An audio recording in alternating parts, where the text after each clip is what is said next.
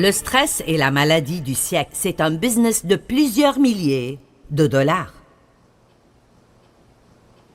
Mais Jésus a dit, je suis venu pour que vous ayez la paix.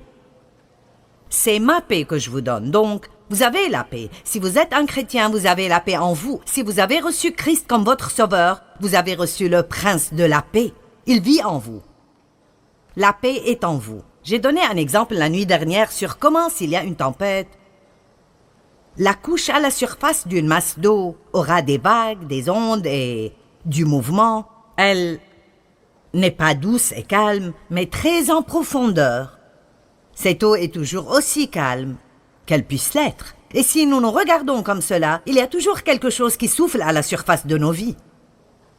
Mais la paix est définie comme étant un cœur calme, et donc, quoi qu'il arrive dans nos circonstances, nous pouvons maintenir un cœur calme. Maintenant, je vais juste dire que je crois que c'est plus facile pour certains que pour d'autres. Je voudrais dire que ce n'est pas juste, mais de toute façon, Dieu nous crée tous différemment et nous devons tous apprendre comment... Il y a quelque chose qui est difficile pour tout le monde. Donc, pour mon mari, c'est très facile d'oublier ses soucis et de ne pas s'inquiéter, et alors il a été une image parfaite de paix à travers nos 48 ans de mariage. Moi, en contrepartie, j'étais accrochée désespérément à propos de quoi que ce soit tout le temps. Donc, ça n'a pas été aussi facile pour moi, mais j'ai appris comment être en paix. Et je peux vous dire que je suis plus en paix maintenant que je ne l'ai été de ma vie entière, alors que j'ai plus de responsabilités que je n'en ai eu de ma vie. Et alors, si je peux apprendre à être en paix, vous pouvez apprendre à être en paix. J'ai dit que si je peux apprendre à être en paix, vous pouvez apprendre à être en paix. Maintenant, je crois que quelle que soit la parole prêchée, il y a la puissance d'amener la délivrance aux gens dans cette région, parce qu'il y a de la puissance dans la parole. Donc je m'attends à ce que des chaînes soient brisées chez certains dans cette région, et cela ne veut pas nécessairement dire que magiquement tout votre stress partira, mais quelque chose arrivera en vous, quelque chose sera brisé, et vous recevrez une révélation que vous n'avez pas besoin de vivre comme cela plus longtemps. Matthieu chapitre 11, verset 28. « Venez à moi, vous tous qui peinez et êtes chargés de lourds fardeaux, et je vous donnerai du repos. Je reposerai, soulagerai et rafraîchirai vos âmes. » Il me semble que ce qu'il dit est « Je peux vous apprendre comment vivre sans stress. Prenez mon joug sur vous et apprenez de moi. » Maintenant, si nous lisons juste le verset 28, c'est comme si tout ce que nous avons besoin de faire est de venir chez Jésus et il fera que tout cela arrive. Venez à moi, vous tous qui peinez et êtes chargés de lourds fardeaux, et je vous donnerai du repos. Nous voulons prendre cette partie et... Jésus, me voici, agis. Mais après, il dit, prenez mon joug sur vous et apprenez de moi. Donc, apprenez de moi veut dire, d'accord, je peux vous montrer comment avoir du repos, du soulagement, du rafraîchissement, mais vous allez devoir regarder comment je vis, et vous allez devoir me suivre et apprendre à faire les choses de la façon dont je les fais. Maintenant, il utilise ce terme « joug ». Prenez mon joug sur vous, et nous ne sommes probablement pas familiers avec cela. Alors, j'ai en fait une image que nous allons mettre ici, que je veux vous montrer de ce que ça veut dire d'être sous le même joug avec quelqu'un d'autre. Ceci est un joug de bœuf. Et vous voyez qu'ils sont connectés ensemble, parce que si les deux tirent le poids, ça rend la tâche beaucoup plus simple. Et Jésus nous dit littéralement, si vous restez sous mon joug, attaché à moi, je tirerai avec vous à travers la vie et je rendrai votre tâche beaucoup plus facile. Mais maintenant, nous devons comprendre que Jésus dit, il y a une autre analogie ici et je crois que c'est restez près de moi, restez connectés à moi, restez avec moi dans toute situation et regardez bien et voyez comment je ferai quelque chose et puis suivez-moi. Et de cette façon, vous ne vivrez pas sous le stress tout le temps. D'accord, vous pouvez enlever l'image. Je voulais que vous voyiez ce que c'était. Une bonne prière, une prière magnifique et « Oh Dieu, enseigne-moi ta voix ». La Bible dit que les Israélites ont vu les actes de Dieu, mais Dieu a appris à Moïse sa voie. Les Israélites voulaient des miracles. Beaucoup veulent des miracles. Oh Dieu, que ceci s'en aille. Dieu change cette situation pour qu'il n'y ait pas de pression dans ma vie. Mais Moïse est allé plus profondément, et vous devez aller plus profondément et dire Dieu, quoi que soient mes circonstances, enseigne-moi ta voie. Apprends-moi comment m'en occuper comme tu t'en occuperais. Allez, pouvons-nous glorifier plus fort?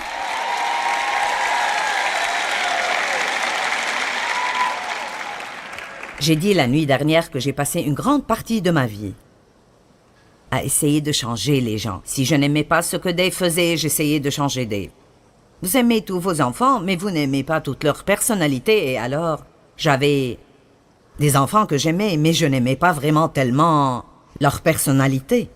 Celui avec qui j'avais le plus de problèmes était juste comme moi, et c'est toujours un cauchemar qui attend d'arriver. Oh. Alors j'essayais de les changer, de changer Dave, de changer mes enfants. J'essayais de faire grandir mon ministère, et j'essayais encore et encore et encore, et ça ne marchait pas. Ça ne marchait pas du tout. Et Dieu ne voulait pas tout changer autour de moi, et je ne veux pas vous gêner quand je vous dis cela, mais quelqu'un doit vous le dire. Dieu ne veut pas tout changer autour de vous, il veut vous changer à vous. Je sens que je suis attirée dans cette direction.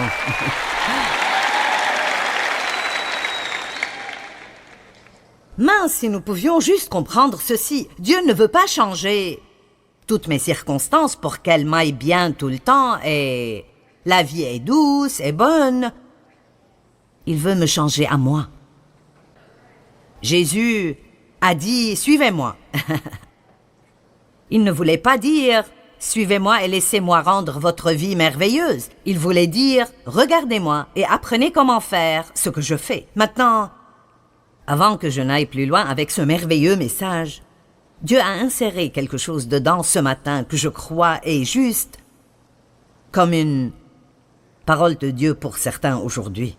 Et Dieu m'a mis cela sur le cœur quand je m'asseyais ici ce matin pendant la louange et j'ai réalisé que je devais ajouter cela à mon enseignement. Nous allons regarder le psaume 32, les 5 premiers versets. Et je veux vous parler de la culpabilité et de la condamnation. Je sens que Dieu veut que je vous parle de la culpabilité et de la condamnation parce qu'il y a des personnes ici aujourd'hui qui sont exactement comme je l'étais. Vous vous sentez littéralement coupable, et cela presque tout le temps. Et vous ne vous sentez pas bien si vous ne vous sentez pas mal. C'est comme ça que j'étais. J'ai grandi en me sentant coupable parce que mon père abusait de moi, et j'ai pris cela avec moi dans la vie, et alors, même après avoir confessé mes péchés, je me suis toujours sentie coupable. Et il n'y a rien de plus stressant. Maintenant, je veux que vous m'écoutiez. Il n'y a rien de plus stressant que d'errer avec ce fardeau de « quelque chose ne va pas en moi ». Pourquoi ne puis-je pas faire les choses comme il faut? Cette sensation vague que Dieu est énervé contre vous, qu'il n'est pas satisfait avec vous. Et je crois que, quoi que je vous enseigne d'autre, c'est ce que je sens que j'ai vu ce matin, quoi que je vous enseigne d'autre à propos de comment vous occuper du stress, si vous ne comprenez pas ce point en premier, alors tout le reste dans la vie vous déprimera totalement parce que nous nous sentons déjà si vaincus et si mal à propos de nous-mêmes, parce que nous ne pouvons pas tout faire comme il faut, puis tout le reste de ce qui vient nous fait tomber facilement. Dieu m'a donné un exemple une fois d'un autocuiseur. Et je ne sais pas si les gens les utilisent autant qu'ils le faisaient, mais ma mère avait un autocuiseur et je vous dirais cela, c'était une marmite folle. Parce qu'elle mettait des choses dedans, le couvercle dessus, et elle le fermait bien, et vous ne pouvez pas l'enlever, et il y a cette petite chose qui bouge en haut, et de la vapeur sort du haut de temps en temps. Et plus il y a des choses qui cuisent à l'intérieur, plus cette chose bouge vite. Et je me rappelle que ma mère me disait tout le temps, « Ne le touche pas, ne le touche pas, ne le touche pas. » Et j'étais tout comme cet autocuiseur. J'avais toutes ces choses qui arrivaient à l'intérieur de moi. Et qu'importe combien je paraissais spirituel, ou combien de fois par semaine j'allais à l'église, j'avais toujours toutes ces choses qui arrivaient en moi. Qu'est-ce qui ne va pas en moi? Pourquoi je ne peux rien faire comme il faut? Gna, gna, gna, gna. Est-ce que quelqu'un sait de quoi je parle? Vous paraissez trop innocent à mes yeux. Et alors j'explosais toujours. Je m'accordais avec tout le monde jusqu'à ce que quelqu'un rentre et puis j'étais... Combien d'entre vous savent de quoi je parle? Je pouvais juste exploser à cause des choses les plus simples parce que je me sentais stressée tout le temps. Et je pensais que c'était mes circonstances. Mais honnêtement, une grande majorité de cela était ce qui arrivait en moi. Donc, si quelqu'un me touchait de n'importe quelle façon ou une circonstance me touchait, j'explosais comme cet autocuiseur. Et je veux juste vous dire que ceci doit changer avant que nous n'allions plus loin. Et je ne veux pas que vous partiez d'ici aujourd'hui et que vous continuiez à répéter la même chose encore et encore et encore. Laissez-moi vous dire quelque chose. Vous êtes des êtres humains imparfaits, et moi aussi. Et c'est exactement pour cela que Jésus est venu pour nous. Et il n'y a personne entre nous ici qui fera un jour tout comme il faut, même pas pour un jour. Même pas pour un jour. Nous avons tous péché en chemin vers la réunion ce matin.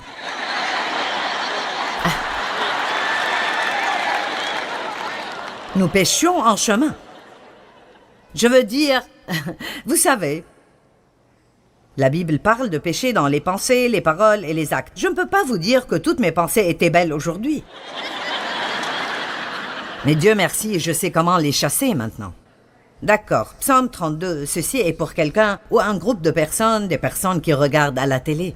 Comprenons ceci.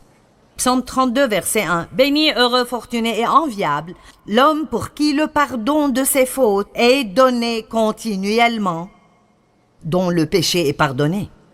Béni, heureux, fortuné et enviable l'homme au compte de qui l'Éternel ne porte pas le péché et qui est exempt de duplicité. Tant que je taisais ma faute, avant de confesser, je m'épuisais à gémir sans cesse à longueur de jour. Le jour et la nuit, ta main s'appesantissait sur moi, ma vigueur m'abandonnait comme l'herbe se dessèche l'été. C'est là, pause et pense calmement à cela. Êtes-vous prêts pour cela? Verset 5. Je t'ai avoué ma faute, je n'ai plus caché mes torts. J'ai dit, je reconnaîtrai mes péchés devant l'Éternel, je révélerai le passé jusqu'à ce que tout soit dit. Alors, tu m'as pardonné instantanément la culpabilité et l'iniquité de mon péché. Pause et pense calmement à cela. Tu m'as pardonné instantanément, pas juste le péché, ne manquez pas cela, la culpabilité. La culpabilité. Écoutez, si Dieu a enlevé notre péché, qu'y a-t-il pour toujours nous sentir coupables? Vous ne devez pas vivre sous la condamnation. Je pense que parfois nous pensons que c'est religieux de nous haïr nous-mêmes. Eh bien, je suis juste un raté. Non, écoutez, vous devez mettre la robe de la justice et lever votre tête et savoir que vous êtes la tête et pas la queue. Dieu vous aime. Vous êtes au-dessus et pas au-dessous. Vous êtes loin par Dieu. Amen. Vous avez ce dont quelqu'un d'autre dans ce monde a besoin. Vous n'allez jamais vous débarrasser des fardeaux du stress dans votre vie si vous ne commencez pas à avoir une bonne attitude envers vous-même à l'intérieur. Donc, si vous ne vous aimez pas vous-même, alors vous devez vous réconcilier avec vous-même, parce que où que vous alliez le reste de votre vie, vous y serez. Et si vous ne pouvez pas vous réconcilier avec vous, tout le reste sera difficile. Est-ce que quelqu'un a besoin de cela? J'espère que quelqu'un avait besoin de cela. Donc, quand Jésus a dit « Venez à moi et apprenez de moi », l'une des premières choses que Jésus nous enseigne est de recevoir son pardon et de ne pas vivre sous la condamnation. Maintenant, 4 choses que Jésus a faites pour s'occuper du stress. Vous dites « Jésus a eu du stress ?» Eh bien, je veux dire, partout où il allait, quelqu'un essayait de le tuer. Nous n'allons pas reprendre cette liste de nouveau. Judas l'a trahi pour 30 pièces d'argent. Pierre l'a renié. Vous parlez d'avoir vraiment une mauvaise journée? Numéro 1, il se confiait en tout à Dieu. 1 Pierre 2, 23. Certains d'entre vous sont stressés à propos de choses dont vous ne pouvez rien faire à leur propos et seul Dieu peut le faire et vous devez les donner à Dieu. Vous devez les laisser et les laisser tomber et les donner à Dieu et cela inclut votre passé, votre futur, vos enfants et tout le reste de ce qui vous gêne. 1 Pierre 2, 23, j'aime cela. Quand il était injurié et insulté, il ne ripostait pas par l'injure ou l'insulte. Quand on le faisait souffrir, il ne dit aucune menace de vengeance, mais il remettait sa cause lui-même et tout le reste entre les mains du juste juge. J'aime ce verset, je l'ai sur le mur de mon bureau, pour me rappeler de faire confiance en Dieu dans tout, les petites choses, les grandes choses, et lui faire confiance dans ce qui arrive avec moi. Ce que je reçois, Dieu, dépend de toi. Si je ne le reçois pas, tu as une raison. Si quelqu'un me maltraite, alors je ne perdrai pas ma vie à le haïr, je te ferai confiance. Vous devez apprendre à faire confiance en Dieu dans toutes petites choses parce qu'en fait, la confiance est la réponse à toute frustration. La deuxième chose que Jésus a faite est de prier. Il allait toujours, en quelque sorte, loin de la foule pour prier. Il se levait tôt pour prier. Parfois, il priait toute la nuit. Et je ne vais pas prendre le temps de me tourner vers ces versets, mais quand il était à Gethsémani, à se préparer pour ce qui allait être le temps le plus difficile de sa vie ou de celle de qui que ce soit, il a demandé à ses disciples de prier avec lui. Et nous savons par la lecture des évangiles qu'ils se sont endormis. Il prit avec lui Pierre et les 2 fils de Zébédée. Il commença à être envahi de tristesse et d'angoisse. Et puis il leur dit, c'est ainsi qu'il se sentait. Vous savez, nous n'avons pas besoin de faire tout ce qu'on sent. Il leur dit, je suis accablé de tristesse à en mourir. Restez ici et veillez avec moi. Et il s'est éloigné un peu, et quand il est revenu, ils étaient endormis. Mais l'une des choses qui sont arrivées et qui l'a aidé à traverser cela était que quand il s'est éloigné d'eux, un ange est venu et l'a servi et l'a fortifié dans l'esprit. Et l'une des choses qui arrive quand nous prions est que Dieu nous fortifie. Allons maintenant.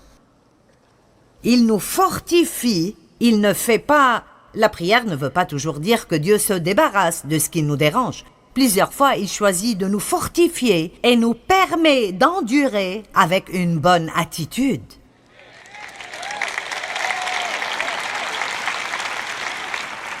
Et ça m'a pris longtemps pour accepter cela, parce que je ne voulais pas devoir passer par là, je voulais que Dieu s'en débarrasse. Amen. Et la troisième chose que Jésus savait faire pour l'aider avec ce facteur du stress, il savait quand se taire. Oh. Jean chapitre 14, verset 30. Jésus a dit, je ne parlerai plus avec vous plus longtemps, car le prince, le dominateur, le gouvernant de ce monde vient. Il n'a pas de prise sur moi. Il n'y a rien en moi qui lui appartient. Il n'a pas de puissance contre moi. J'ai enseigné sur ce verset beaucoup de fois et il m'émerveille toujours. La Bible dit dans Ésaïe 53 que « Comme un agneau mené à l'abattoir, il n'a pas ouvert sa bouche. » Et je me demande combien de fois nous avons lu ça et nous n'avons aucune idée de pourquoi la Bible dirait cela. Savez-vous combien c'est difficile de garder la bouche fermée quand vous êtes sous pression?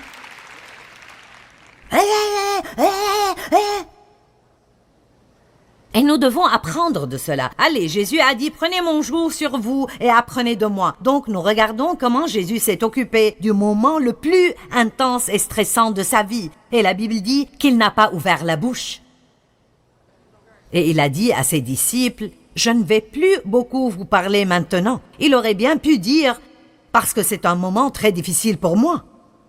L'ennemi n'a pas de prise sur moi et je ne vais pas ouvrir ma bouche et dire quelque chose que je ne devrais pas dire et lui donner une entrée dans ma vie. Combien d'entre vous sont contents que Jésus ait gardé la bouche fermée en ce jour? Vous savez, je trouve cela très intéressant. Et puis Matthieu chapitre 27, versets 12 à 14. Mais ensuite, quand les chefs des prêtres et les responsables du peuple vinrent l'accuser, il ne répondit rien. Alors Pilate lui dit, « Tu n'entends pas tout ce qu'ils disent et la gravité des choses dont ils témoignent contre toi. » Mais il ne répondit point. Mon Dieu, c'est si difficile de ne pas essayer de convaincre les gens que vous êtes une bonne personne. Je ne sais pas pour vous, mais je trouve que c'est difficile de ne pas me défendre. Mais tu ne comprends pas, tu ne comprends pas, tu as une mauvaise image de moi. Calme-toi et laisse-moi te convaincre que je suis une bonne personne. Jésus n'a pas répondu. Il n'a pas répondu, et encore devant Pilate et Hérode, il est resté silencieux pendant l'accusation.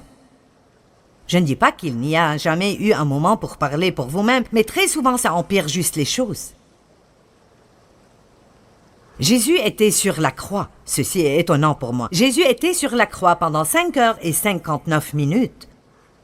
Pendant ce temps, le récit de ce qu'il a dit est un total de 41 mots en grec qui deviennent 51 mots en anglais. Dire ces mots a pris approximativement un total d'1 minute. Donc, pendant 5 heures et 58 minutes de son temps sur la croix, il était complètement silencieux. Amen. Et puis la 4e chose que Jésus a faite, qui est un grand remède contre le stress, est qu'il pardonnait rapidement.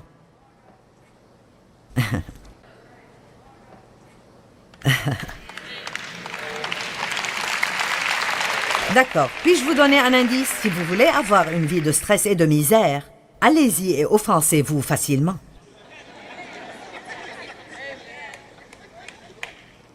Continuez de dire « Eh bien, je n'y peux rien, je suis juste susceptible. Je suis juste une personne susceptible, je suis blessé facilement. Eh bien, arrête. Tout le monde peut facilement être blessé s'ils le veulent. Sur la croix, Jésus a dit « Père, pardonne-leur parce qu'ils ne savent pas ce qu'ils font. » Sur la croix. Et sûrement, s'il peut pardonner aux gens pour cela, alors nous pouvons nous occuper des choses de tous les jours qui viennent vers nous. Je ne sais pas ce que vous attendiez que je vous dise quand je vous ai dit que j'allais vous enseigner comment vous débarrasser du stress, mais ça ne fera pas une once de bien. Vous pouvez vous débarrasser de toute source, tout ce que vous pensez être la racine de votre stress, et si vous restez plein de culpabilité et vous restez énervé contre les gens, et vous vous inquiétez à propos de ce que tout le monde pense, et votre bouche travaille tout le temps, vous allez toujours être stressé, parce que le stress ne vient pas de ce qui arrive autour de nous, c'est ce qui arrive en nous. Amen? Eh bien, vous devriez être plus heureux que vous ne l'êtes, mais je vais continuer. Actes chapitre 24, 16, je veux que vous regardiez cela, je pense que c'est un bon verset. L'apôtre Paul a dit cela. Il a dit, c'est pourquoi je m'applique sans cesse et je me discipline en mortifiant mon corps, en tuant mes affections charnelles, mes appétits du corps et les désirs du monde, en m'efforçant dans tout aspect pour garder une conscience pure, irréprochable, sans blâme, sans offense devant Dieu et devant les hommes. J'aime cela. Paul a dit, j'ai travaillé sur cela. Ce n'est pas une chose qui vous tombe dessus, c'est une chose que vous devrez vous lever et faire exprès chaque jour. Chaque jour, je vais devoir dire non à ma chair. Chaque jour, je vais devoir me discipliner. Je pense que nous devrions tous juste avoir un but. Soyons tous d'accord pour avoir un but. Unissons-nous tous et voyons si nous pouvons donner à Satan une crise de nerfs.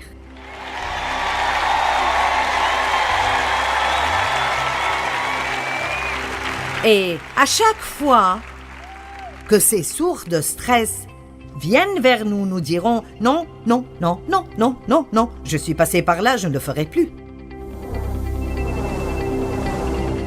Eh bien, n'est-ce pas vraiment bien de savoir que vous pouvez minimiser le stress dans vos vies et que vous pouvez tous compter sur Dieu pour qu'il vous aide? D'après 1 Pierre 5, 7, nous pouvons lui confier nos soucis parce qu'il s'occupe de nous.